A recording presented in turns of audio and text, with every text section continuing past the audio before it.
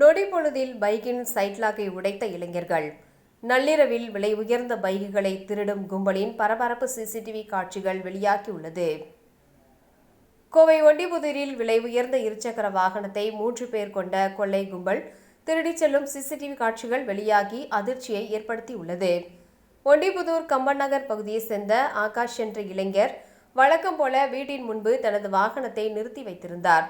இரவு சுமார் 12:30 மணி அளவில் அவரது வீதி வழியாக வந்து நோட்டமிட்ட 3 பேர் கொண்ட கும்பல் அவரது வாகனத்தை ஹேண்டில் பார்வை உடைத்து வாகனத்தை திருடிச் சென்றுள்ளனர்.